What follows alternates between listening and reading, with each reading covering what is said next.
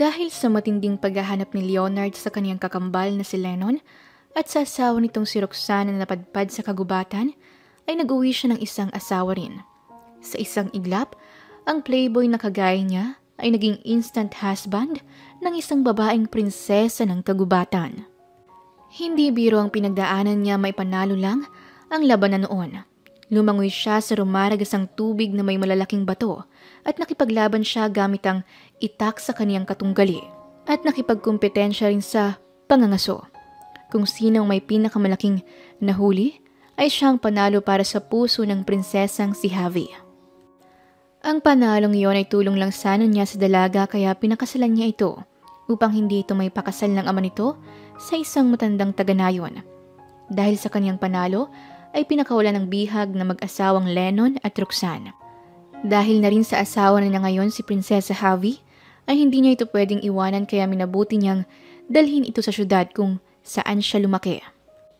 Kasalukuyang kararating lang ng dalawa ngayon sa mansyon ni Leonard at agad na sinalubong sila ng 4 na kasambahay. "Sir Leonard!" Mahabang wika ng kasambahay sa pangalan ng kanyang amo nang matuon ang kanyang atensyon sa babaeng kasama nito. Taas-babang tinitigan ng kasambahay ang babae mula ulo hanggang paa na puno ng pagtataka sa muka. Kakaiba kasi ang kasuotan ng babae kasama ng Boss Leonard nila. Mahaba, straight at sobrang itim ng buhok ng babae. Kayumanggi ang kulay ng balat nito ngunit hindi rin may pagkakaila na may natatanging gandang babae. Makinis ang kutis nito at sobrang tangos ng ilong. Pero ang kasuotan nito ay hindi niya maintindihan. May bahagitot na kasayang ngunit ang saya nito ay gawa lang sa mga buto ng mga bulaklak sa gubat. Maging ang brand nito ay ganun din. Napapalibutan pa ang ulo nito ng mga buto ng bulaklak na nagsisilbing mga palamuti nito. Ang hikaw din nito ay gawa sa balahibo ng manok. Ibang-iba ang babae nito sa mga inuuwi ng boss nila sa mansyon. "Sir, may costume party po ba kayong dadaluhan?" Hindi mapigilang tanong ng kasambahay. "Wala po, galing siya sa malayong lugar. Isa siyang babaeng galing sa tribo at dito siya titira sa mansyon ko at inaasahan ko na magiging mabuti kayo sa kanya." "Aling Laura, Manang Fe, sa inyong lahat, ipinakikilala ko sa inyo si Javi, ang asawa ko." Pakilala niya sa mga ito. "Asawa?" Bulalas ng 4 at laglag ang mga bagang ng mga ito sa narinig. Hindi sila makapaniwala sa narinig, habang si Javi naman ay titig na titig sa mga kasuotan ng mga kasambahay. Lumapit siya kay Aling Laura at paikot-ikot niya itong tinitigan mula ulo hanggang paa. Nagtataka siya kung bakit kakaiba ang kasuotan nito sa kanya. Habang si Aling Laura naman ay hindi gumagalaw sa kanyang kinatatayuan sa bawat masuring titig ni Javi sa kanya. "Ano yung suot mo? Bakit ganyan ang kasuotan mo? Sayang itong gulay."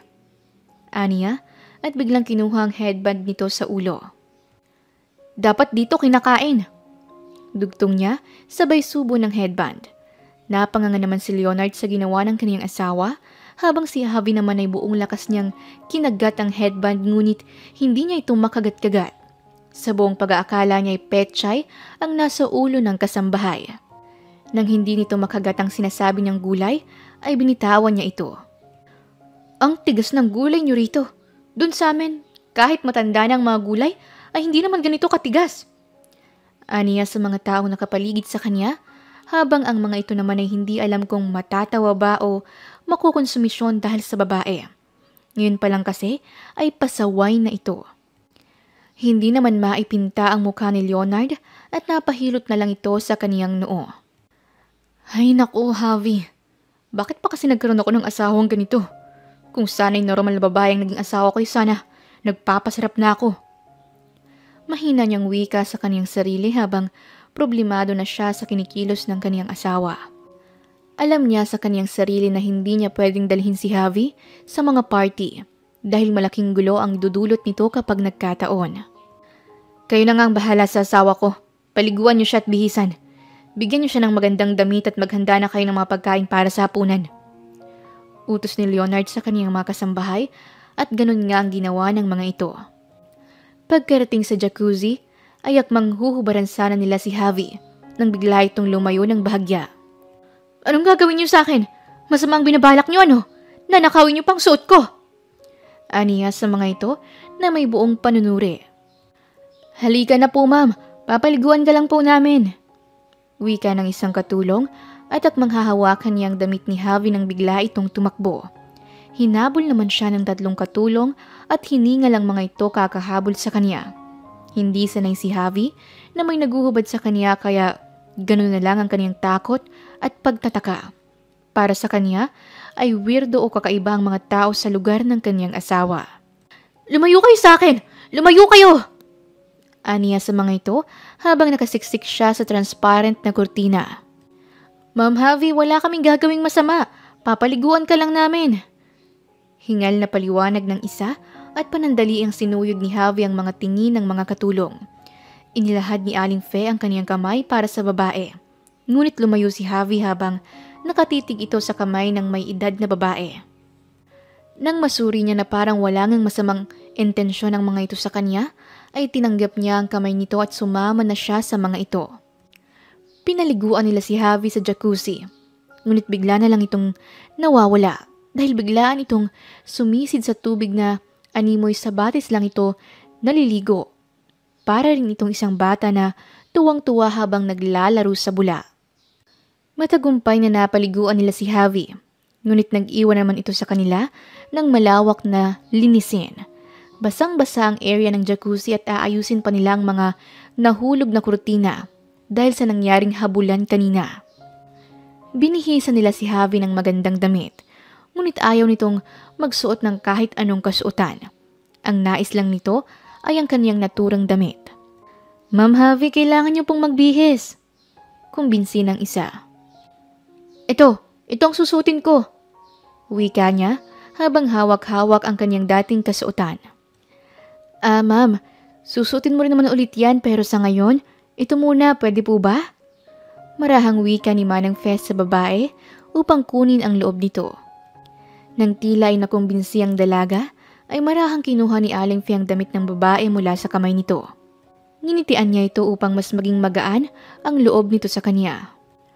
Nang makabihis, ay agad nilang blinower ang buhok ng dalaga, habang si Javi naman ay tuwang-tuwa sa lumilipad niyang buhok. Hindi tuloy maiwasan ng mga kasambahay na matuwa sa kanya, para kasing may bata silang kasama sa isang bahay. Matapos nilang asikasuhin si Javi, ay bumaba na si Javi kasama ang mga kasambahay upang kumain. Sir Leonard, nandito na po si Ma'am Javi. Wika ni Manang Fe at napalingon naman si Leonard na ngayon ay abala sa katatanaw sa maraming bituin sa langit. Nanlaki ang kaniyang mga mata at mas humanga siya sa ganda ng kaniyang asawa. Ang ganda nito sa kasuotan nito at kay sarap hawakan ng tuwid at makintab nitong buhok. Maganda siya, sir, di ba? At mas lalo pa siyang gumanda ngayon. Wika ni Aling Fe sa amo na ngayon ay nakatulala habang titig na titig sa asawa. Oo. Tara na, kumain na tayo. May kalamigan niyang anyaya sa kabiyak. Gusto niya si Javi, ngunit hindi pa niya ito mahal. Asawa niya si Javi ngunit kasalang sila sa tribo na may basbas ng mga diwata. Pero kung tutuusin, ay hindi siya talaga kasal sa babae. Walang kasulatan o walang papel na nagsasabing kasal na siya rito. Kasalukuyang nasa pagkainan na ang mag-asawa at napapansin ni Leonard na hindi pa kumakain ang kaniyang asawa. Nagtataka ito sa kakaibang kulay ng mga pagkain. Sa lugar kasi ng kinalakihan nito ay puro gulay at mga hayop galing sa pangangaso ang kanilang mga pagkain. Javi, kumain ka na. Masarap yan. Wika niya rito at muling kumain. Napatingin naman si Javi sa mga tinidor at kutsara ng binata na ginagamit sa pagkain. Kinuha niya ang 2 kasangkapan. Tinusok niya ang broccoli ngunit hindi niya ito natusok at naglikha lang ng malakas na ingay ang tinidor sa plato dahil kasalukuyang nakikipaglaban si Javi sa isang broccoli. Sumasayaw-sayaw lang ang broccoli sa plato dahil hindi ito matusok-tusok ni Javi at sunod-sunod pa na pagtangka ang kaniyang ginawa ngunit ayaw pa rin itong matusok. Habang si Leonard naman ay hindi na makakain at nakatingin lang ito sa asawa. Galit at pikon na si Javi sa pagkain kaya hinawakan niya ng sobrang higpit ang tinidor at humugot siya ng napakaraming lakas at gigil na tinusok ang broccoli. Napapikit si Leonard sa lakas ng ingay na nilikha. Yumanig pa ang mesa na animoy may malakas na lindol. Sa muling pagdilat ng kaniyang mga mata ay bumulaga sa kaniyang harapan ang basag na pinggan ng kaniyang asawa at natusok na rin ito sa wakas ang broccoli. At tuwang-tuwa pa nitong ninunguya ang pagkain. Diyos ko pong mahabagin. Anong klaseng tao bang naging asawa ko? Konsumisyong wika ni Leonard sa kaniyang isipan. Matapos kumain ay nagpa siya ng dalawa na matulog. Kasalukuyang nakahiga na si Leonard habang si Javi naman ay umupo sa kama. Ngunit sa kaniyang pag-upo ay biglang lumubog ang malambot na kama. Kaya dali-dali siyang tumayo at maagap na hinila ang paa ni Leonard. Mabilis pa sa 1 minuto na lumagapak ang likuran ng lalaki sa sahig. Kaya napaigtad itong napangiwi sa sakit. Javi, ano bang problema mo? Papatayin mo ba ako? Biglang wika nito sa asawa. Delikado! Delikado ang hinihigaan mo, Leonard. Hihilahin ka niyan pababa dahil isa yung kumunoy. Aniya sa lalaki at kunot-no itong bumangon mula sa sahig habang hawak-hawak ang nasaktan nitong balakang. Kumunoy? Anong kumunoy? Kama ito. Bed! Hindi yan kumunoy, Javi. Paliwanag niya sa babae. Kama? Bed? Oo, bed ito at isa itong ligtas na higaan. Walang kumunoy dito, Javi. Hawakan mo at pisilin mo. Hindi ka hihilahin yan pababa. Kumbinsin niya rito at ganun nga ang ginawa ni Javi. Hinipon ito ang kama at pinisil-pisil ito. Nang mapagtanto niyang walang panganib, ay napangti siya at paulit-ulit niyang pinisil ang kama habang tumatawa. Oo nga no, ligtas pala itong gamitin, Leonard. Hawakan mo pa oh, ligtas siya diba? Tuwang-tuwa niyang wika rito na para bang wala rin itong alam kagaya niya. Napabuntong hining na lang ang lalaki habang si Javi naman ay tumatalon-talon na sa ibabaw ng kama na parang isang 4 na taong gulang na bata. At tanging tingin na lamang ang nagawa ni Leonard sa ginagawa nito. Kinaumagahan ay maagang nagising si Leonard. Kasalukuyang nakaupo siya ngayon sa isang silya kaharapang isang maliit na mesa habang umiinom ng kape at malayo ang kaniyang isip. Napansin siya ng kaniyang kasambahay kaya agad siya nitong tinanong. Sir, ang layo po ng iniisip mo ah. Tungkol po ba ito kay ma'am? Usisa nito. Ibinaba nito ang kape at sinagot ang kasambahay. You know, mahirap para sa akin. Nasanayin si Javi dito sa syudad. Laking gubat siya at hindi siya pamilyar sa kung anong meron tayo dito. Hayo para sa kaniyang chopper, kumunoy para sa kaniyang kama, at pati broccoli ay kinakalaban niya. Ay nako Manang Fe. Hindi ko alam kung anong gagawin ko sa kanya para kumilos siya na parang isang normal na babae. Wika niya sa kasambahay. Sir, kung hindi siya sanay sa syudad, di sanayin natin. Anong ibig mong sabihin? Ang ibig ko pong sabihin, sir, ay mas makakabuti kay ma'am kapag igagala mo siya sa labas upang kahit paunti-unti ay masanay siya rito. Opinyon ng kasambahay. Natuwa si Leonard sa suhestyon ng kaniyang kasambahay at sa palagay niya ay tama ito sa iminungkahi nito sa kanya. Excuse me po, Sir Leonard. Si Ma'am Stella po nandito. Wika ni Aling Laura nang makalapit sa amo. Hi, my dear playboy. Natutuwang wika ni Stella sa pinsan at tumayo naman si Leonard upang yakapin ang dalaga. Kailan ka lang ba dumating? Bakit hindi ka nagsabi? Galak na tanong niya sa dalaga. Kahapon lang ako dumating at nakipagkita agad ako kay Lennon at may pinag-usapan kami about divorce. Divorce? Anong divorce? Kunot noong wika ni Leonard sa pinsan. Well, nag-file siya ng divorce para sa kalayaan ng asawa niya. And we talk more blah blah blah. Anyway, I have something for you. Tada! Excited itong wika at inilapag ang isang magazine sa mesa. See? Napaka-successful na niya, diba? Siya mismong nagpadala sa akin yan at sinabi niya sa akin to give this to you. Dugtong nito. Gumuhit ang lungkot sa imahe ni Leonard at mabigat sa loob na umupo sa silya na agad na napansin ng kaniyang pinsan. Don't tell me, Leonard, na hanggang ngayon ay naghihintay ka pa rin sa pagbabalik ni Shell. Pag-uumbok nito sa lalaki. Natupad palang pangarap niya na maging isang sikat na artista sa France. Ang tagal na niya doon ah. Hindi pa ba siya kinukumbinsi ng papa niya na patakbuhin ng kanilang kumpanya? Mahina niyang tanong rito. Well, babae si Shell, Leonard. At sa pamilya ni Shell, ay walang karapatan ng isang babae na patakbuhin ang kumpanya ng Torre Franco Real Estate. Sa henerasyon nila ay puro lalaki ang nagiging pinuno ng malaki at malawak nilang kumpanya. Sa sitwasyon ni Shell, ay kailangan pa niyang maghanap ng mapapangasawa o pamilya niya mismo ang maghahanap para sa kanya. Bakit, Leonard? Hanggang ngayon ba'y umaasa ka pa rin na mamahalin ka ni Shell? Matagal nang nararamdaman mo para sa kanya. Akala ko, childhood crush lang yan pero iba na to, Leonard. Anito, ay tahimik lang si Leonard habang nakatingin sa magazine. Kalaunan ay dumating si Javi na agad namang nakuha ang atensyon ni Stella. Who is she, Leonard?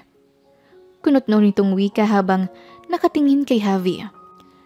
Don't tell me, Leonard, na ibang babae na naman ito. Last month lang tayo nagkita sa Paris at ibang babae ang kasama mo. And now, iba na naman? Malakas nitong wika sa pinsan. Siya si Javi, asawa ko. Casual na tura ng lalaki at halos malaglag naman ang mga mata ni Stella sa pagkabigla. Ano? Asawa? Bulalas nito sabay tumawa ng bahagya. Huwag mo nga akong lokohin, Leonard. Hindi mga ganitong babae ang gusto mo eh. Anito sa pinsan, sabay tawa, habang si Javi naman ay nakakunot ang noo. Bakit ka tumatawa? Nakakatawa ba ako? May katarayang wika ni Javi sa dalaga na tila hindi siya natutuwa sa tawa nito. Javi, siya si Stella, pinsan ko. Pinsan? Anong pinsan? Kadugo ko siya. Kadugo? Bigkas niya at lumapit sa dalaga. Masuring tinitigan niya ang mukha ng dalaga na ikinataka ni Stella. What? Dikit kilay niyang wika sa babae at ibinaling ang atensyon sa pinsan. Leonard, ano bang problema ng babaeng to? Bakit ganito siya kung makatitig sa akin? Daig pang inspector. Ang weird niya ha? Reklamo nito sa pinsan. Mahabang paliwanag, Stella. Tanging sagot nito sa dalaga. Habang si Javi naman ay titig na titig sa parang bolang cleavage ng babae. Bukas ang dalawang botones nito kaya luwang-luwa ang cleavage nito na siyang pinakatitigan ni Javi. Nasa isip ni Javi na parang itong isang malaking mushroom o kabute. Nagpapalipat-lipat ang mga mata ni Javi sa dibdib ng babae at sa dibdib niya. Ang laki kasi ng dibdib nito habang ang kanya naman ay parang isang matigas na pader lang na dinikita ng maliit na munggo. Ang laki naman ito, parang nakakalaway. Aniya at walang pakundangan na pinindot ang lumalabas na cleavage ni Stella gamit ang isa niyang daliri at natawa naman si Leonard sa ginawa ni Javi. Ano ba? Bastos ka! Iritang sambit nito at marahas na tinapik ang kamay ni Javi. Leonard! Ano bang klase yung babaeng to? Javi? Javi ang ngalan mo, diba? Kung gusto mong palakihin ang maliit mong dibdib, di magpadagdag ka. Gustong gusto ito ng mga kalalakihan lalo na sa lalaking kagaya ni Leonard. Anito kay Javi. Kamunti ka namang mabulunan ng kape si Leonard sa iwinika ng kaniyang pinsan. Mabilis namang nabaling ang atensyon ni Javi sa asawa. Talaga, Leonard? Gusto mo yan? Yung ganyan kalaki? Inosente niyang wika rito. Javi, huwag mo nang pansinin ang sinabi niya. Aniya rito at lumapit ito muli kay Stella na parang isang inosenteng bata. Gusto ba talaga ni Leonard ng ganyan kalaki? Kung ganon, pareho pala kami. Gusto ko rin ng ganyan kalaki. Aniya kay Stella at tuloy nangang nabulunan ng kape si Leonard. Ano? Tomboy ka ba? Bulalas na tanong ni Stella. Tomboy? Ano ang tomboy? Tomboy, yung babaeng gusto rin ng malalaking bundok. Anito. Ganun palang tomboy. Oo, tomboy ako. Gusto ko ng ganyan kalaki kung ganyan kalaki ang gusto ni Leonard. Casual nitong tugon, sabay tingin sa kaniyang maliit na dibdib. Lumapit si Stella sa kaniyang pinsan at Pabulong itong tinanong. Leonard, saan mo ba napulot ang babaeng yan? Bakit parang walang alam? Bakit parang inosente? Tanong nito at bumuntong hininga na lang si Leonard. Stella, si Javi galing sa isang tribo na malayo sa kabihasnan. Kaya ganyan siya. Sa tingin mo, saan ko siya pwedeng dalhin upang masanay siya? Shopping. Dalhin mo siya sa mall at ipag-shopping. And di ba sabi mo na galing siya sa malayo? So maybe it's better for her na ipasyal mo siya upang makita niyang kagawian dito sa syudad nang sa gayon ay masanay siya. Advice niya sa pinsan. At iyon nga ang sinunod ni Leonard. Ipinasyal niya si Javi at habang nasa kotse pa lang sila, ay namumulagat ang mga mata ni Javi sa pagkamangha sa mga nagtataasang mga gusali at sa napakaraming sasakyan. Wow! Ang ganda Ang laki! Manghangwi ka ni Javi sa sarili, habang si Leonard naman ay nag-i-enjoy na pinagmamasdan ng kanyang asawa. Sa bawat ngumingiti ito ay napapangiti rin siya. Pagkarating nila sa mall ay panay ang gala ni Javi ng kaniyang paningin sa paligid ng mall. At mangsasakay sila ng escalator nang biglang napatili si Javi. Uod! Uod! Sigaw niya at inagaw ang stick mula sa isang guard at pinaghahampas ang escalator. Javi, tama na. Nakakahiya, hindi uod yan. Saway ni Leonard sa kaniyang asawa at halos matunaw na siya sa hiya. Kung hindi lang niya asawa si Javi, ay hindi na niya ito lalapitan pa dahil sa kahihiyan nitong ginagawa. Naawat naman si Javi at napatingin siya sa mga tao. Batid niya na pinagtatawanan siya ng mga ito. Marahan niyang kinalabit si Leonard habang nakatingin siya sa mga tao upang tanongin ito ngunit ang uod nito ang nakalabit niya. Nakita naman ito ng ilang mga tao at pinagtawanan sila ng husto ng mga ito. Hay, pasaway! Stress at konsumisyong wika ni Leonard sabay binuhat ang asawa palabas ng mall. Hindi na niya kaya ang kahihiyan kaya minabuti niyang mag-alsa balutan na lang sila ng kaniyang kabiyak. Agad silang pumasok ng kotse. Habang nasa kotse ay hindi nagsasalita ang lalaki kaya binasag na ni Javi ang katahimikan. Galit ka ba sa akin, Leonard? Akala ko kasi uod yun eh. Paliwanag niya na parang isang batang nakagawa ng isang malaking kasalanan sa magulang. Bumuntong hininga ang lalaki. Hay, gusto ko mang mainis sa'yo, Javi, pero hindi ko magawa. Basta next time, huwag kang basta-basta na lang gumawa ng kahit anong kilos upang hindi tayo mapahiya. O ikaw, naiintindihan mo ba, Javi? Anito sa asawa at tumango-tango ito bilang sagot. Hindi pa tapos ang araw at pumunta ang dalawa sa kahit saang lugar na may pasyalang niyang dalaga at napadpad sila sa isang malaking park na may mga gansa ang lumalangoy sa tubig. Agad na naglaway si Javi sa nakita. Ang sarap namang kainin ng mga yan! Gigil nitong wika habang titig na titig sa mga gansa. Javi, anong gagawin mo? Javi! Napasigaw na sambit ni Leonard nang biglang tumalon si Javi sa tubig at pinaghahabol ang mga gansa. Javi, halika rito! Bumalik ka rito, Javi! Ay nako, sakit sa ulo talaga. Diyos ko po! Konsumisyon niyang wika habang sagad na siya sa kaniyang asawa. At kasalukuyan namang si Javi ay nakikigulo sa mga gansa. Nakita ito ng guard at agad na nag-whistle para awatin ang babae. Nakahuli ako! Sigaw niya nang makahuli siya ng 3 gansa. Miss, bawal dyan! Bawal hulihin ang mga yan!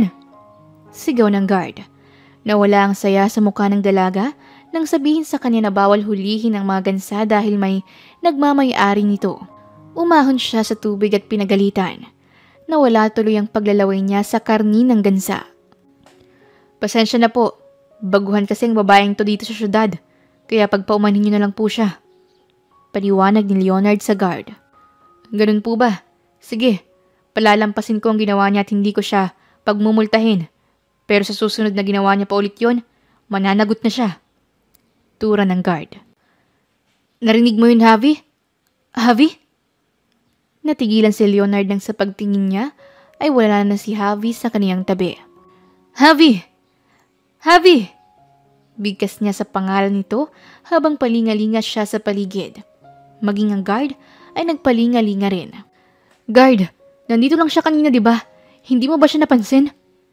Hindi po. Nag-uusap tayong dalawa, di ba? Anito sa kanya. At iginala nilang dalawa ang kanilang paningin sa paligid. Ayun siya! Bigkas ng guard nang makita niya ang babae na nasa fish pond, ito, at panayang sisid sa tubig. Agad na kumaripas ng takbo ang dalawa. Muling nag-whistle ang guard upang kunin ang atensyon ng dalaga, ngunit muli itong sumisid sa tubig. Sa muling pag-ahon ni Javi, ay halos mapaiyak na si Leonard nang makita niya ang itsura ng kanyang asawa na may kagat-kagat na isdang tilapia habang may hawak na dalawang isda ang dalawa nitong kamay. Anak nang, ay naku po, Javi. May balak ka atang patandain ako ng 10 beses sa loob ng isang araw. Anito sa sarili at nais na niyang paluin sa puwet ang pasaway niyang asawa. Muling humingi ng paumanhin si Leonard sa guard. Nang matapos na makipag-usap sa guard, ay binalingan niya ng atensyon ng asawa. Javi, di ba sinabi ko na sa'yo na wag kang basta-basta gagawa ng mga bagay-bagay? Aniya, at nais na niyang sermonan ng asawa.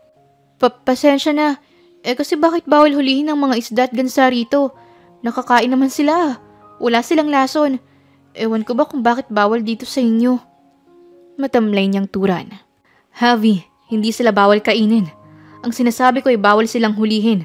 May mga may-ari kasi ang mga hinuli mo. Javi, wala ka sa bundok kung saan parang pag-aari mo ang gubat. Javi, maraming tao dito at may mga bagay na hindi mo pwedeng galawin. Hindi kagaya doon sa gubat. Anito sa asawa at napayuko na lang si Javi. Ani mo'y iiyak na ito dahil hindi niya naranasan ang mapagalitan ngayong malaki na siya. Napansin naman ni Leonard ang pagiging tahimik ng asawa at ang mangiyak-ngiyak nitong mga mata. Kaya iniba niya ang usapan. Gusto mo bang kumain ng isda ngayon? Tanong niya rito. At kay bilis nagbago ang imahe nito at masayang tumango-tango. Sus ko po, parang isda lang ay iiyakan pa ako ng pasaway na to. Mahina niyang wika sa kaniyang sarili at agad na tinawagan ng kaniyang kasambahay. Aling Laura, pahatid ka sa driver dito sa may park. Magdala ka ng may susuot ni Javi dahil basang-basa siya.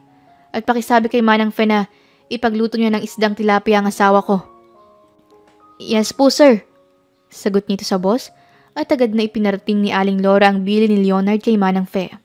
Matapos noon ay nagpahatid na siya sa driver sa naturang park, dala-dala ang damit ni Javi. Nang makarating si Aling Laura ay agad na nagbihis ang babae. Matapos noon ay umalis ulit ang dalawa. Nagtungo sila sa office ni Lennon. Naabutan pa nila ang dalawa na sobrang sweet sa isa't isa. Oh, Leonard, naparito ka?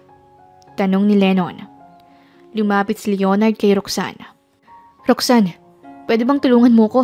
Hindi ko alam paanong gagawing normal si Javi. Bakit? Tanong ni Roxanne at ngumuso si Leonard sa silya ni Lennon. Nakaupo na doon si Javi habang ngumiti at tuwang-tuwa pa ito habang paikot-ikot sa silya ni Lennon. Ang saya pala dito! Wika ni Javi habang masayang naglalaro sa upuan ni Lennon. Kanina, alam niyo ba? Napadaan kami kanina sa isang fish pond malapit sa daan. Alam niyo ba kung anong ginawa niya? Tumalon siya at nanghuli ng mga isda. At hindi lang yon, hinabol niya sa tubig ang mga gansa dahil balak niyang kainin ng mga yon. Konsumisyong wika ni Leonard kay Roxanne. Tumawa ang mag-asawang Lennon at Roxanne. Sige, ako nang bahala sa asawa mo. Gagawin ko siyang isang elegante at magandang babae. Tura ni Roxanne at kinindatan ito. Kinagabihan ay umuwi na ang dalawa. Nasa pintuan pa lang ay amoy na ni Javi ang nasa hapagkainan. Mabilis siyang tumakbo at inamoy ang sinabawang isda ng tilapia. Ang bango! Ang sarap nito! Aniya sa pagkain, natuwa naman si Manang Fe na nagustuhan ito ng amo. Agad na kumain ng dalawa at pagkatapos kumain ay nanatili muna si Javi sa pool habang tinatampisaw ang kaniyang paa sa tubig at nakatingala sa langit. Nakita ni Manang Fe na tulala si Javi kaya nilapitan niya ito. Ma'am Javi, kay lalim ng iniisip mo po ah. Ano ba yon? Pwede bang malaman? Usisa nito at tinabihan ng amo. Iniisip ko kung bakit maliit ang akin. Turan niya rito. Ang alin po ba? Takang tanong nito. Ito, sagot naman ni Javi sabay turo sa kaniyang dibdib. Ano naman ngayon kung maliit yan? Sabi kasi kanina nung Stella ay gusto ni Leonard ng malaki ang ganito. Maliit ang akin. Ibig sabihin, hindi ako gusto ng asawa ko, Manang Fe. Sabi ni Stella pwede ko raw ito padagdagan. Mukhang malaki naman po sa'yo. Pwede po bang pahingi? Dagdagan mo naman ang akin, ang liit kasi nito. Reklamo niya at napatawa si Manang Fe sa isinambit nito sa kanya. Ma'am Javi, hindi hinihingi ang pampadagdag ng dibdib. At isa pa, hindi nakasalalay sa laki ng dibdib kung magugustuhan ka ng isang lalaki. Wala sa laki ng dibdib ang basihan ng pagmamahal, Ma'am Javi. Asawa ka ni Sir Leonard at sa tingin ko ay gusto ka niya. Anito sa amo at nagpaalam na siya rito at naiwan si Javi sa pool habang naaaliw pa siya sa mga bituin sa langit. Habang sa kabilang banda naman ay kasalukuyang nasa loob ng kwarto si Leonard at napako ang mga tingin nito sa magazine na dala ni Stella kanina. Titig na titig ang kaniyang mga mata sa babaeng nasa cover ng magazine. Hinipo niyang mukha ng babae sa magazine. Shell, bakit ang tagal mong bumalik? Bakit hindi ka pa bumabalik? Sabi mo, saglit ka lang dyan. Sabi mo, babalik ka agad. Sinabi mo na hindi ko kailangan na sumunod dyan dahil babalik ka rin kaagad at nangako ako na hihintayin kita. Pero Shell, kailan ka ba babalik? 5 taon na kitang hinihintay, Shell. 5 taon na akong tumutupad sa pangako ko sa'yo. Kailan ka ba babalik? Wika ni Leonard sa kaniyang sarili habang walang kisap matang nakatitig sa mukha ng babae sa magazine at biglang bumungad si Javi sa pintuan. Nandito ka na pala, Javi. Matulog na tayo. Aniyaya niya sa asawa at magkasabay silang humiga sa kama. Ngunit kalahating oras na sila sa kama ay ni isa sa kanila hindi pa binibisita ng antok. Leonard, may tanong ako sa'yo. Asawa mo na ako pero mahal mo ba ako? Tanong nito sa asawa. Bakit mo naman natanong yan? Kasi maliit ang dibdib ko. Baka hindi mo ko gusto. Anito. Javi, wala naman yan sa dibdib eh. Kung ganon, mahal mo ba ako? Matulog ka na, Javi. Makikipagkita ka pa kay Roxanne bukas. Malamig nitong sagot. Sa sagot na yun ni Leonard ay tila may kung ano ang kumirot sa puso ni Javi. Simple lang ang tanong niya ngunit hindi siya nito magawang sagutin. Habang si Leonard naman ay tumalikod sa asawa. He is attracted to his wife. Maganda si Javi at sexy kahit maliit ang dibdib nito. No doubt na humahanga siya rito ngunit hindi niya sigurado kung mahal na ba niya ito dahil ang utak at puso niya ay si Shell ang hinahanap. Kinaumagahan ay maagang nagising si Javi. Hinatid siya ni Leonard sa bahay ni Lennon at nagsimula na nga ang training ni Javi kasama si Roxanne.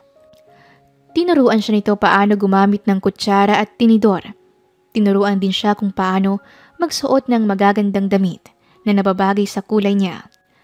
Iginala din siya ni Roxanne sa paligid at nag-commute lang sila upang masanay si Javi sa mga sasakyan. Dinala rin niya ang dalaga sa mga restaurant upang maging pamilyar sa mga kilos at galaw ng mga tao sa paligid. Nasa pamamahay ni Roxanne si Javi sa loob ng 1 linggo at ang pananatiling yun ni Javi sa pamamahay ni Roxanne ay may magandang dulot. Kahit papaano ay hindi na ganun kailap si Javi. Hindi na rin uod para rito ang escalator. Maraming bagay ang nagbago sa kilos ni Javi. Tinuruan din siya ni Roxanne kung paano maglagay ng makeup. Well, sa unang subok ni Javi na maglagay ng makeup sa kaniyang muka ay para itong si Joker. Hindi maintindihan ang mukha nito sa kapal ng lipstick nito sa labi. Animoy dadalo ito ng birthday party at ito mismo ang clown. Subalit nagbago na ang lahat. Unti-unti ay nasanay na si Javi sa lahat. Kararating lang ni Leonard sa pamamahay ng kaniyang kakambal upang tingnan ang progress ni Javi. Pagkakita niya sa imahe ng kaniyang asawa ay natigilan siya. Lumitaw ang ganda ni Javi sa suot nitong magandang makeup at sa simple nitong bestidang damit. Simple lang ang kasuotan nito, ngunit nagmukhang mamahaling babae si Javi. Hindi damit ang maganda kundi si Javi mismo. Palihim na nilapitan ni Lennon ang kakambal at siniko ito dahil upang mabawi nito ang sarili mula sa pagkakatulala. "She's beautiful, right?" Anito sa kakambal. Oo. Maganda. Maganda si Javi." "Leonard, base sa obserbasyon ko ay hindi lang maganda si Javi, kundi mayroon itong busilak na puso. Siya ang tipo ng babae na madaling mahalin. Leonard, ayokong magsisi ka sa bandang huli. Alagaan mo si Javi habang nasayo pa. Dahil kita mo yun?" Anito sa kakambal, sabay tinuro ang business partner niyang si Zed. Si Zed na sobrang titig na titig kay Javi habang nakafocus ito sa pagpapractice sa pagsuot ng high heels. Iniingatan ni Javi na huwag mahulog ang mga librong ipinatong ni Roxanne sa kanyang ulo. Nung isang araw pa yan pabalik-balik dito sa pamamahay ko. Nakita niya lang si Javi na kasama ni Roxanne last day ay panayin ang bisita niya dito sa bahay kahit wala kaming dapat pag-usapan. Yan ang sinasabi ko sa'yo, Leonard. Ayusin mo yung puso mo dahil kung ayaw mo kay Javi ay marami ang handang magmahal sa kanya. Anito sa kakambal at biglang natapilok si Javi. Maagap na tumayo si Zed upang saluhin si Javi habang si Leonard naman ay kay laki ng mga hakbang nito upang saluhin din si Javi na tila parang ayaw niyang masalo ito ng iba. But it's too late. Nasalo na ni Zed si Javi at hawak-hawak na nito ang kaniyang asawa. Nagkatinginan ng dalawa. Bilang lalaki ay alam na alam ni Leonard ang mga titig ni Zed para sa kaniyang asawa. Agad niyang inagaw si Javi mula rito. "Ayos ka lang ba, asawa ko? May masakit ba sa'yo?" Wika ni Leonard at nilakasan pa niyang pagbigkas ng asawa upang ipahiwatig kay Zed na pagmamayari niya si Javi. Sa isang iglap ay naging teritorial ang playboy na si Leonard. Napapangiti naman si Lennon sa kinikilos ng kaniyang kakambal. Kung tutuusin, ay nakakatawa ito. Okay lang ako, Leonard. Walang masakit sa akin." Sagot nito sa kanya at manghahawakan sana ni Javi ang kamay ng binata upang magpasalamat, ngunit agad na hinawakan ni Leonard ang kamay ni Javi dahil ayaw niyang dumapo ang kamay ng kaniyang asawa sa balat ng ibang lalaki. Lalo na kung ang lalaking iyon ay may ibang motibo. "Nasaktan nata ang kamay mo, asawa ko. Hihipan ko lang ha." Palusot ni Leonard at halos humagalpak na sa tawa ang kakambal niyang si Lennon. Kakaiba pala ang kaniyang kakambal kung maging teritorial. Parang ewan na parang praning. Ayos lang talaga ako, Leonard. Walang masakit sa akin." Muling wika ni Javi at kinuha ang kaniyang kamay mula sa asawa at hinawakan ang kamay ni Zed. Matamis namang ngumiti si Zed at ginagap nito ang kamay ni Javi. Si Javi na walang idea sa kung ano ang tingin para sa kanya ni Zed. "Maraming salamat. Kung hindi dahil sa'yo, ay nabagok na siguro ang ulo ko." Aniya rito. "Walang anuman, Javi." Sagot nito at mangahalikan nito ang kamay ng babae nang biglang iniharang ni Leonard ang kaniyang mga palad sa bibig ng lalaki at binawi niya ang kamay ni Javi mula sa pagkakahawak ni Zed. Nainis ang binata at masamang tinitigan si Leonard. Hindi nagpatalo ang playboy na praning. Tinitigan niya rin ng masama ang binata. Mga titig na nagsasabing wala itong karapatan na halikan kahit kuko ni Javi dahil asawa niya ito. Kalaunan ay sumuko rin si Zed. Dahil sa pangyayaring iyon ay mas napapadalas ang pagbisita ni Leonard sa kaniyang asawa dahil isang malaking banta para sa kaniya si Zed. Kapag nakikita niya ito ay kumukulo ang dugo niya. Nais niyang itaboy ito palagi dahil madalas itong bumibisita kay Javi. At wala namang alam ang kaniyang asawa sa kung paano manligaw ang mga kauri niyang mga bilyonaryo. Ayaw niyang magising na lang siya isang araw na nahuhulog na ang loob ng kaniyang asawa sa iba. Lumipas pa ang isa pang linggo ay ibang-iba na si Javi. Halos marunong na ito sa lahat at big transformation ang nangyari. Dahil kampante na si Roxanne sa kinikilos ni Javi, ay nagpasya na si Leonard na ipasyal ang kaniyang asawa sa park. Maayos ang araw at nag-date sila. Simple lang ang date nila na para silang mga walang perang tao. Ice cream lang na nasa cone ang kinakain nila. Javi, dito ka lang ah. May bibilhin lang ako. Aniya sa asawa at tumango ito sa kaniya bilang tugon. Sa paglalakad ni Leonard ay nakita ni Javi ang isang bisikleta na papunta sa gawin ni Leonard. Bigla niyang naalala ang turo sa kanya ni Roxanne na delikado ang mga gumagalaw na sasakyan. Wala siyang sinayang na oras. Maagap siyang tumayo upang takbuhin ang kinaroroonan ng lalaki at malakas niya itong itinulak upang makaiwas ito sa bisikleta. Muntik na yun ah.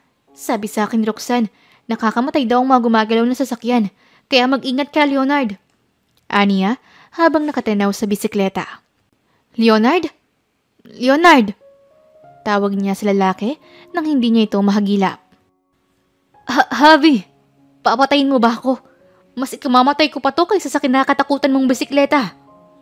Wika ni Leonard sa masakit na tinig habang nakadapa at nakasubsob sa halamanan. Hinanap ni Javi kung nasaan nanggagaling ang tinig na yon at napangiwi na lang siya nang makita niya ang kalagayan ng kanyang asawa para itong ibon na namugad sa halamanan. Matapos ang unforgettable date ng dalawa, ay umuwi si Leonard na may gasgas sa noo, habang si Javi naman ay hindi makapagsalita. Natatawa siya at naaawa sa kaniyang asawa. Kinabukasan ay kasalukuyang nasa office si Leonard, reading all the papers, nang bigla siyang makatanggap ng text message sa kaniyang phone. I can't wait to see you, my little bear. At kasunod noon ay pagdating ng litrato ni Shell na nagsasabing kalalapag pa lang ng eroplano nito sa Pinas. Malaking ngiti ang sumilay sa mga labi ni Leonard.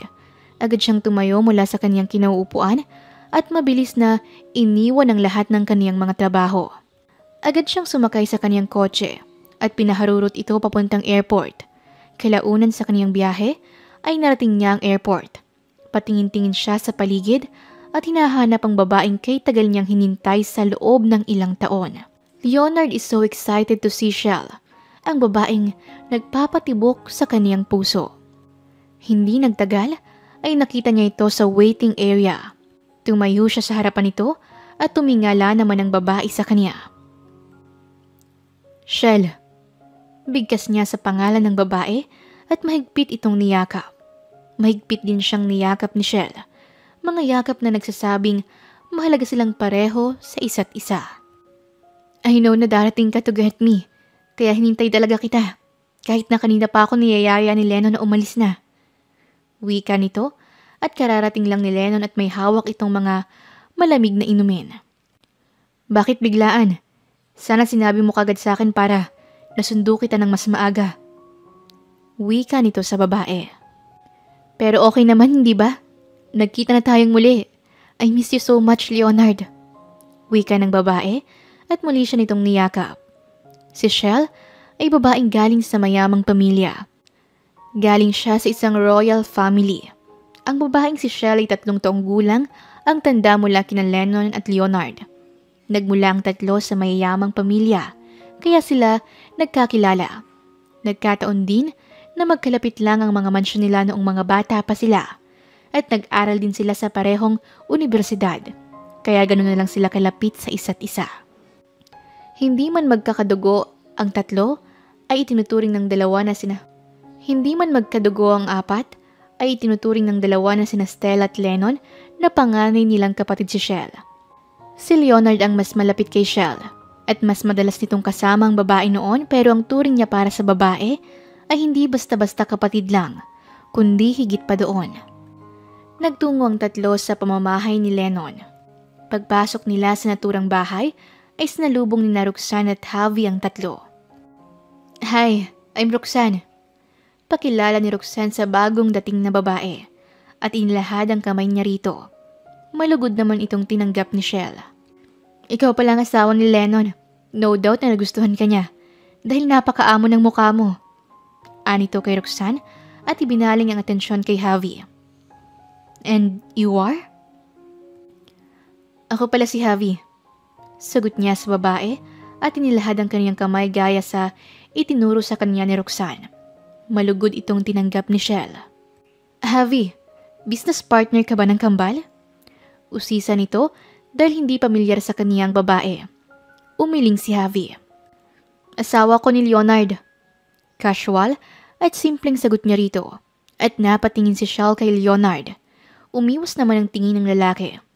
Muling ibinaling ni Shell ang kanyang atensyon sa babaeng asawa ni Leonard. Javi, asawa ka pala ni Leonard. I don't know na may asawa na pala siya. Hindi niya nakwento sa akin ng tungkol sa'yo.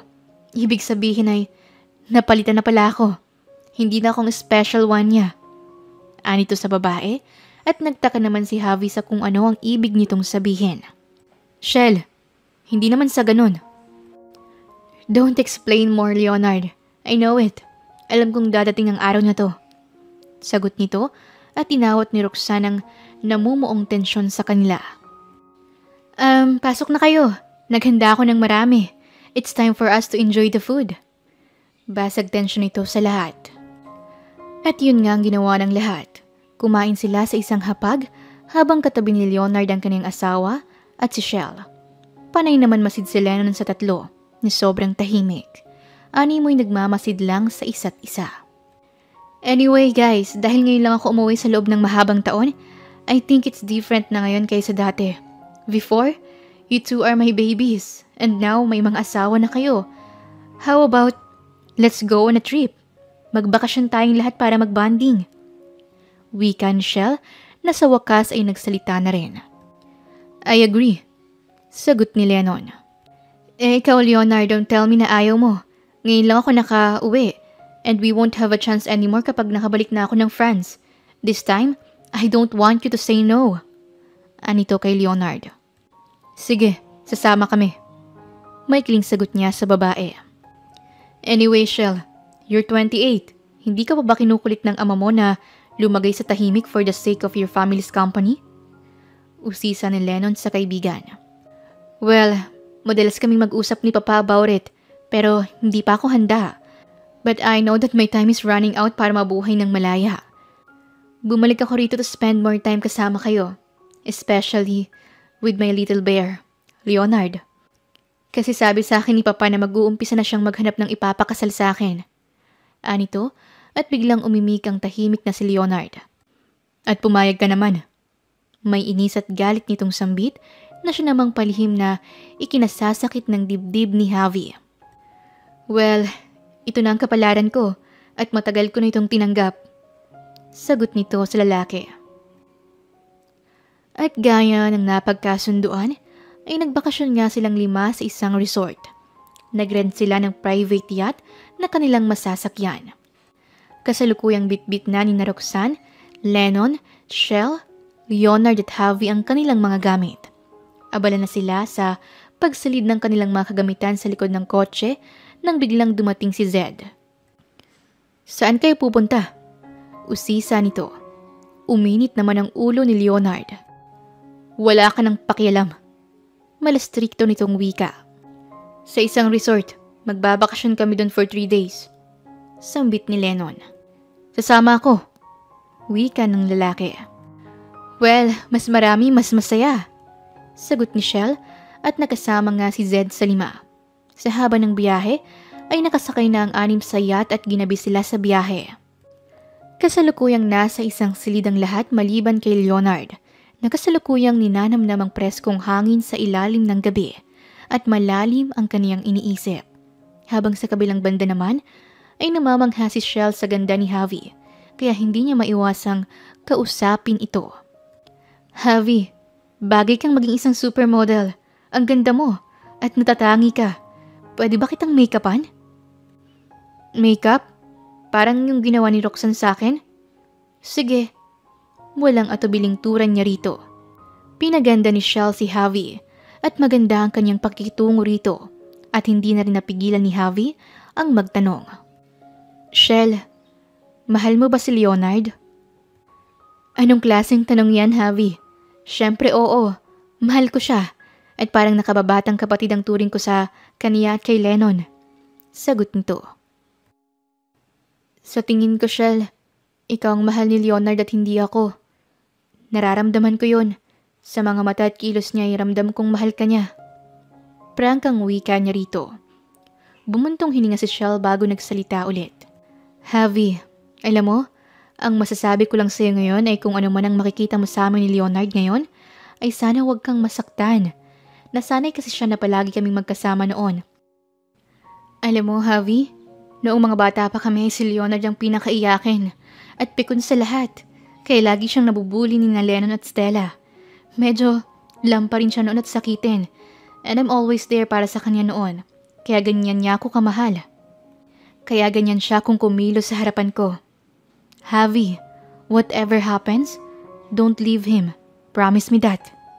Anito, at tahimik lang si Javi habang si Shell naman ay tinapos na niyang make-upan nito. Ayan, tapos na. Anito, at dumating si Roxanne. Javi, pwede bang tulungan mo ako sa kitchen? May mga cook doon pero may gusto kong lutuin. Pwede mo ba akong tulungan? Anito, at pumayag si Javi. Abala na nagluto ang dalawa, habang si Leonard naman ay kasalukuyang kausap si Lennon. Leonard, may asawa kang tao. Kung tutuusin na hindi ko asawa si Javi, walang papel at kasulatan na nagpapatunay na asawa ko siya, kaya hindi ko siya asawa.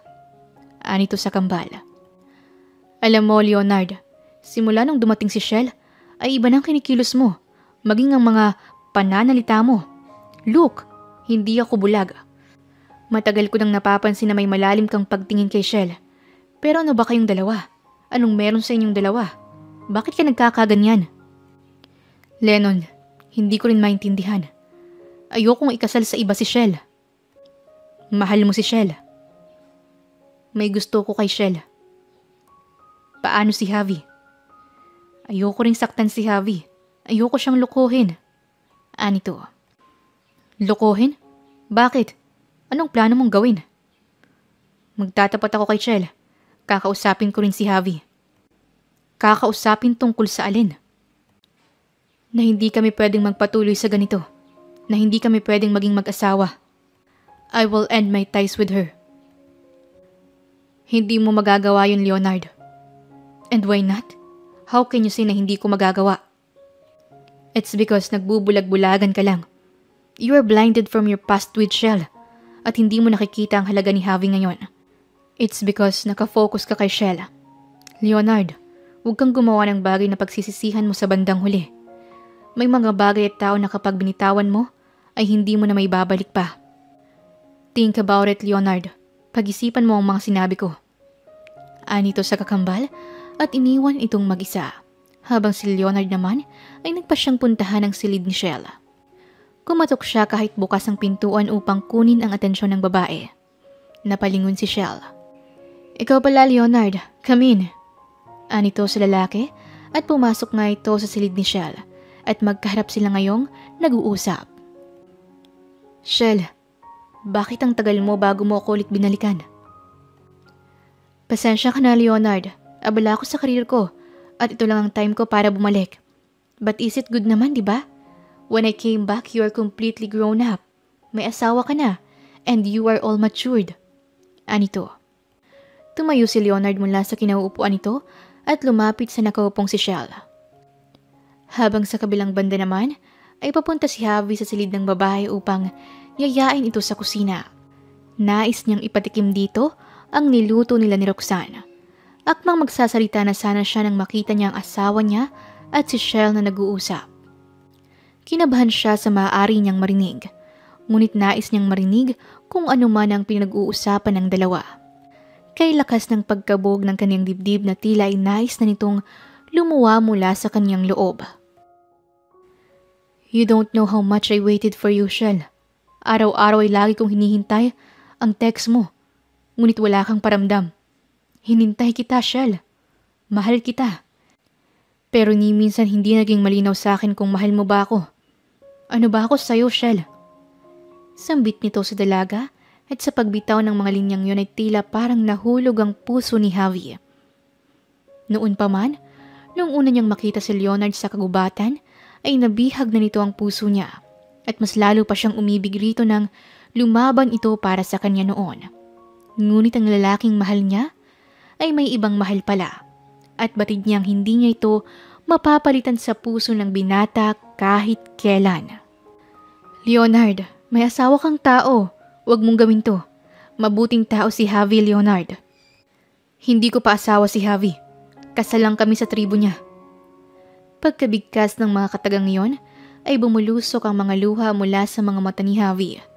Ang sakit palang marinig ang katotohanan mula mismo sa bibig ng taong mahal mo. Leonard, itigil mo na to. Mahal ka ni Javi at mahal mo siya. Huwag mong tawagin na pagmamahal ang nararamdaman mo para sa akin, Leonard. Mahal kita bilang nakababatang kapatid ko. Huwag mong tawagin na pagmamahal ang nararamdaman mo para sa akin dahil takot ka lang. Takot ka lang na maiwan. Takot ka lang na maging mag-isa kagaya ng dati. Leonard, hindi ka na bata. Hindi mo na ako kailangan ng ganyan katindi. Ayoko ng ganyan, Leonard. Maaring marami tayong pinagsamahan ngunit hindi ibig sabihin nun ay mahal mo na ako. Hindi ganun yon, Leonard. Anito, sabay hinalikan niya ang mga labi ng dalaga ng sobrang diin. Bakit ba mas marunong ka pa sa nararamdaman ko, Shell? Aniya sa babae at niyakap ito ng sobrang higpit. Malakas siyang itinulak ni Shell. Palayo sabay sinampal. Napatakip naman ang bibig si Javi upang pigilan ang kaniyang bibig na magsalita. Kay bilis ng pagtibok ng kaniyang puso. Kay sakit ng kaniyang nakita. Pakiramdam ni Javi ay bigla siyang nawalan ng lakas. Nang hina ang kaniyang mga tuhod dahilan upang mapadausdo siya pababa sa pader. Hibang ka, Leonard. Gumising ka nga. Ibang pagmamahal mo, Leonard. Ang pagmamahal ay nagsiselos ka sa isang tao. Ako? Sa akin minsan hindi ka nagselos, Leonard. Oo, nagagalit ka minsan sa akin. Yun ay dahil mahalaga ako sa'yo pero hindi dahil sa mahal mo ko. Nasanay ka lang na ako ang kasama mo noon. Magkasundo tayo kaya natatakot kang bitawan ng mga kamay ko dahil natatakot kang magkamali dahil malungkot ka noon at ayaw mong maging malungkot ulit. Pero Leonard, I swear, na kapag nawala sa'yo si Javi, mababaliw ka. Umayos ka, Leonard, huwag mong sabihing mahal mo ako kung ang dahilan mo lang ay ayaw mong maging mag-isa. Anito at nag-walk out. Akmang lalabas na sana ng pintuan si Shell nang makita niya si Javi. Nagtama ang mga mata nilang dalawa at nag-iwas ng tingin si Shell at tuloy-tuloy itong umalis. Tumayo si Javi mula sa kanyang kinauupuan at nagkatinginan sila ni Leonard. Javi, nakita mo? Wika ni Leonard habang nasasaktan siyang nakikita ang mga mata ni Javi na nasasaktan. Leonard, bakit ganyan ka kung makatingin ka sa akin? Naawa ka ba sa akin? Hindi mo ba talaga ako mahal? Siya ba talaga ang nais mo? Nasasaktang wika ni Javi sa kaniyang isipan. Kailangan ko na itong sabihin sa kanya. Kailangan ko nang tapusin kung ano man ang namamagitan sa amin. Wika ni Leonard sa kaniyang isipan. Javi, patawad. Nais kong sabihin sa iyo na okay lang. Agad na putol ni Javi sa naisabihin ng kaniyang asawa sa kanya habang pinipigilang pumatak ang mga luha mula sa kaniyang mga mata. Ayaw niyang marinig ang nais na sabihin ni Leonard sa kanya dahil alam na niya kung ano ang nais nitong sabihin sa kanya. Ngunit hindi niya kaya. Hindi niya kayang marinig ang mga katagang yon, kaya uunahan na lang niya ito. Ayos lang, Leonard, okay lang. Alam ko naman na siya talaga ang mahal mo at hindi ako. Ang kasal natin ay sa tribo lang. Kaya kung mahal mo talaga siya, ay pinapalaya na kita. Simula ngayon, ay hindi ka na nakatali sa akin. At simula ngayon, hindi na tayo mag-asawa. Pagkatapos ng bakasyon na to, ay uuwi na ako sa tribo ko. Wika niya at tumalikod rito sabay patak ng kaniyang mga luha. Javi!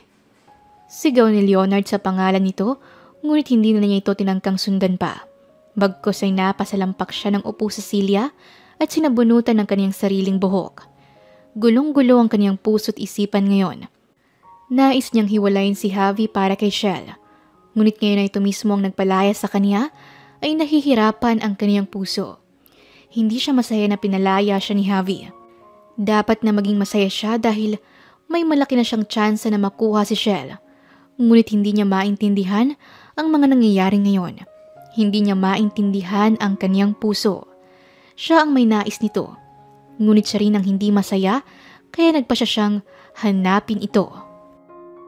Kasalukuyang mag-isa si Javi at nakita siya ni Zed. Javi, bakit ka umiiyak? Tungkol ba ito kay Leonard? Anito sa babae at tumangutango si Javi bilang tugon. Ang hirap pala ng ganito, Zed. Mahirap palang magpalaya sa taong hindi ka naman pala minahal, kahit isang saglit lang. Humihikbi niyang wika rito. Alam ko, Javi. Ramdam kita. Minsan sa buhay ko ay nagmahal na rin ako. Ngunit hindi ako mahal ng taong yun. Huwag kang mag-alala. Ang sakit ay lilipas din. Anito sa babae at niyakap ito. Nakita naman ito ni Leonard. Kuyom kamao siyang nagalit kay Zed at nais niya itong suntukin dahil wala itong karapatan na yakapin si Javi. Ngunit ang galit niya ay biglang napalitan ng hiya. Ito na bang sinasabi ni Leonard at Shell? Ito na bang sinasabing selos? Aniya sa kanyang sarili at tumalikod. Hindi na niya tinangkang lumapit pa sa dalawa. Dahil ano bang sasabihin niya kay Javi? Wala. Dahil una sa lahat ay ito ang nais niya. Ito ang gusto niya na lubos niyang pinagsisihan. Natapos ang gabi na hindi nag-uusap ang dalawa at ni pagtabi sa isang kama ay hindi nila ginawa. Hanggang sa umaga ay laging kasama ni Javi si Zed dahil hindi rin kasi ito nilulubayan ng binata. Literal na bantay sa lakay. Kararating lang nila sa isang islang nais nila. Javi, gusto mo bang sumakay doon? Wika ni Zed sa dalaga at ang banana boat ang tinutukoy nito. Excited namang sumagot si Javi at sabay na sumakay ang dalawa sa banana boat at kapaw masaya ang dalawa. Habang sa kabilang banda naman ay nakadikit ang mga kilay ni Leonard habang pinapanood ang dalawa na masaya sa isa't isa. Napansin siya ni Shell, kaya nilapitan siya nito. Naiintindihan mo na bang sinasabi ko sa'yo, Leonard? Nagsiselos ka, di ba? Dahil may kasamang iba si Javi at masaya siya sa iba. Umiinit ang ulo mo, di ba? It's because you love Javi at ayaw mo lang aminin sa sarili mo. Ayaw mong makita siyang masaya sa piling ng iba. I bet, gusto mong suntukin sa pangangayon si Zed. Wika nito at bukal sa loob namang sumagot si Leonard. Shell, bakit mo sinasabing mahal ko si Javi at hindi ikaw? Paano mo ba nasasabing mahal ko siya? Ano ba ang basehan mo? Leonard, kapag ako ba ang kasama ni Zed at masaya kami sa isa't isa, magagalit ka ba? Hindi. See? It's because you didn't love me. Shell, paano mo ba naiintindihan ito? May minahal ka na ba? Well, ikaw lang ang sasabihan ko nito, Leonard. Right now, I love someone else. It's like a complicated love dahil nagpapanggap lang kami sa isa't isa na mahal namin ang isa't isa sa harap ng mga magulang namin to gain our own interest. But ang pagpapanggap na ito ay tinamaan ako. I love that man now and it's my secret. We have the rule na bawal na ma-inlove sa isa't isa. Leonard, ikaw, pinapahalagahan mo lang ako dahil ako ang unang tumanggap sa'yo noon. At dahil masaya tayo sa isa't isa noon, ay sinabi mo na agad sa sarili mo na mahal mo ako. Which is not true. Maaring mahalaga ako sa puso mo. Ngunit hindi ako kasing halaga ni Javi. Ang taong may kakayahan na galitin ka ay si Zed. At ang taong may kakayahan na pasilosin ka ay si Javi. Kahit hindi naman niya sinasadya. Shell, ano bang dapat kong gawin? Tinapos na ni Javi ang lahat sa amin. And the solution is up to you. Palibhasa sanay ka na nakukuha mo ang lahat. Well, kung ako sa'yo'y kumilos ka na dahil baka sa pagkakataong ito, ay baka hindi mo na makuha ang taong gusto mo. Anito sa lalaki na may halong pagbabanta. Habang masaya sina Zed at Javi, ay biglang tumaob ang banana boat ng mga ito.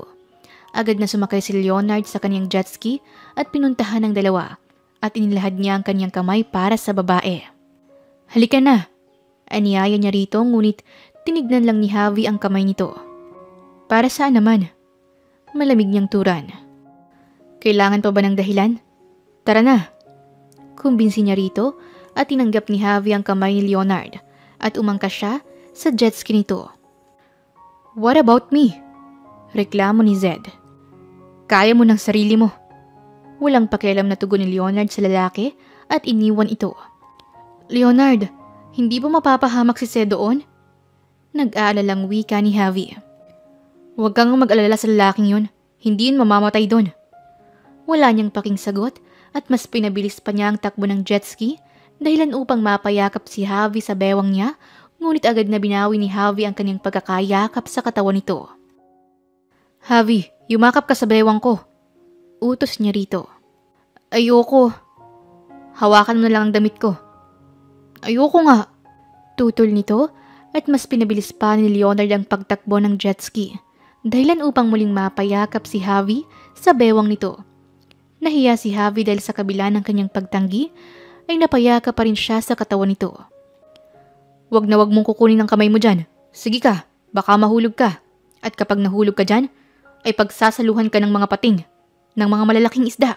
Kung ako sa'yo, higpitan mo pa ng husto ang pagkakayakap mo sa bewang ko. Pananakot niya sa babae. At natakot naman to at kasunod nun ay ang paghigpit ng mga yakap nito sa bewang niya. Napangiti si Leonard dahil ramdam na ramdam niya ang mahigpit nitong mga yakap mula sa kanyang likuran. Parang nais niya itong harapin at halikan. Natapos na ang bakasyon at umuwi na ang lahat. Mamayang hapon na rin ang uwi ni Shell papuntang France. Bago naghiwa-hiwalay ang lahat, ay kinausap ni Leonard si Shell. Nasa pintuan si Javi habang tanaw-tanaw ang dalawa. Habang pinapanood niya ang mga ito, ay bumagsak ang luha mula sa kanyang mga mata. At hindi niya kayang panoorin ang mga ito. Dahil hanggang ngayon, ay nasasaktan pa rin siya kaya minabuti niyang tumalikod na lang at huwag nang pagmasdan ang mga ito upang hindi siya masaktan pa. Kasalukuyang nakatayo ngayon si Javi sa gilid ng pool nang biglang nagsalita si Leonard. Javi, aalis ako. Ihahatid ko si Shell sa airport at nais kong dito ka lang. Huwag kang umalis dahil may mahalaga akong sasabihin sa'yo. Maari ba ang hinihiling ko? Masuyo nitong tanong sa babae at tumango-tango ito bilang tugon. Agad na kumilos si Leonard upang ihatid si Shell sa airport. Pagkarating nilang dalaw sa airport, ay nagyakapan ng dalawa. Good luck, Leonard. Fix everything with Javi before it's too late. Believe me, nakakabaliw ang pag-ibig, Leonard. Kaya wag mong hintayin na mabaliw ka pa. Pabiro nitong wika sa lalaki. Salamat, Shell. Thanks for making everything clear to me. Sana'y maging matagumpay rin ang pag-ibig sa puso mo. Why don't you try na sabihin sa lalaking yun ang nararamdaman mo? You are advising me pero parang hindi mo ito magawa sa sarili mo. Anito. Time will come for me, Leonard, okay? I have to go. Baka maiwan pa ako. Anito sa lalaki at nagpaalam na sila sa isa't isa.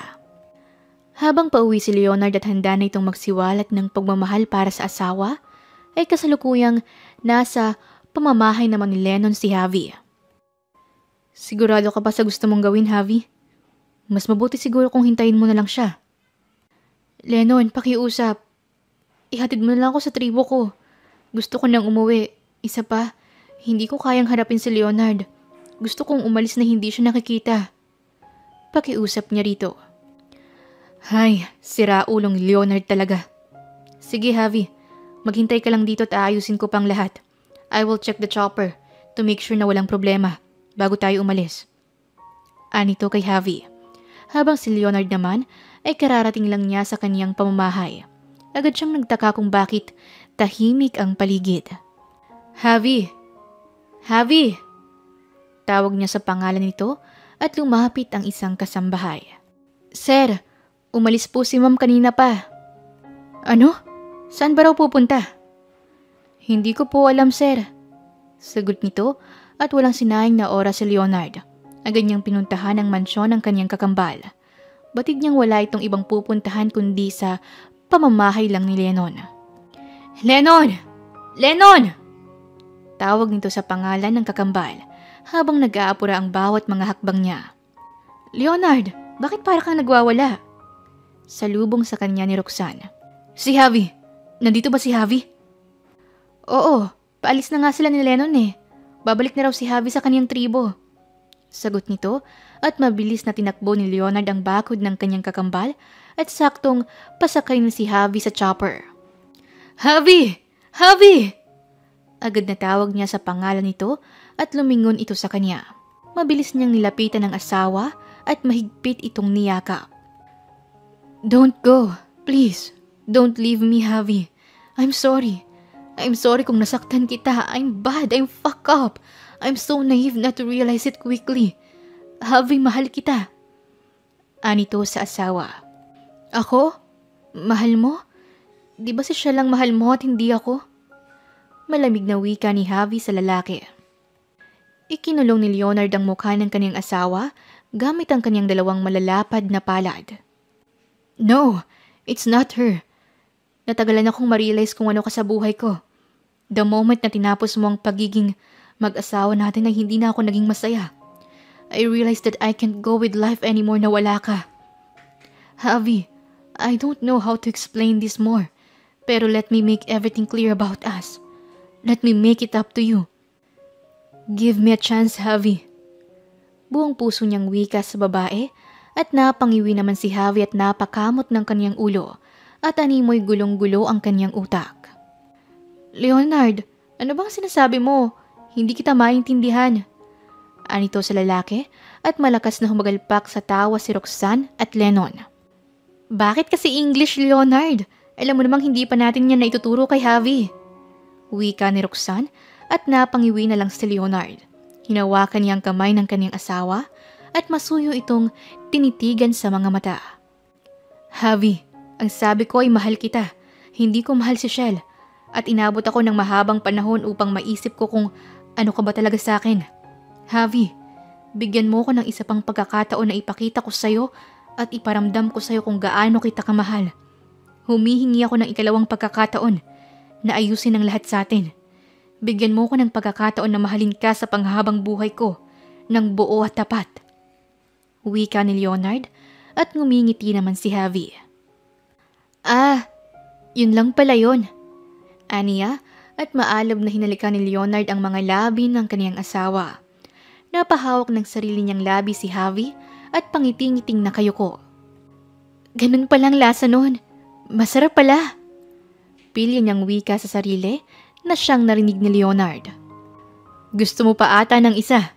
Sambit ni Leonard at muling hinalikan ito sa mga labi. Well, everything is ready. I think na it's a good idea kung puntahan ulit natin ang lugar ni Javi. Suwestyon ni Lennon at tinungo nga ng apat ang lugar ni Javi. Malugod silang tinanggap ng mga taga-tribo. Humarap si Leonard sa pinuno at nagmungkahi para sa ikabubuti ng lahat na sinang-ayunan ng pinuno. Inanyayahan nilang lahat ang mga taong tribo sa gaganapin nilang kasal sa tunay na simbahan. At kinabukasan nga ay agad na nagpatawag ang kambal ng maraming chopper upang isakay ang mga taga-tribo patungo sa syudad. At kagaya ng inaasahan at katulad ni Javi nung una, ay aakalain mong baliw ang mga ito at walang kamuwang-muwang sa tunay na mundo. Samantalang si Javi naman ay tawang-tawa sa reaksyon ng mga ito. Huwag mo silang tawanan, Javi. Mas malala ka pa sa kanila noon. Sambit naman ni Leonard sa katabing si Javi. Marahas naman siyang hinampas ng dalaga. Sabi ko nga. Natatawa na lang si Javi sa kanyang sarili pag naaalala ang kanyang nakaraan bilang taong tribo na bagong salta sa syudad. Naganap ang kasal ng dalawa. Saksi ang mga taga-tribo at malalapit na kaibigan at pamilya ni Leonard. Natapos nga ang kasal sa isang matamis na halikan na iginawad ng dalawa sa isa't isa, kasabay ng masigabong palakpakan ng mga bisita. I love you, my extraordinary wife. Sambit ni Leonard. Wakas. Maraming salamat po sa inyong pakikinig. Sana'y nagustuhan niyo ang kwento ni Leonard at Javi. Ito po si Inday Series at hanggang sa ating muling kwento. Maraming salamat po.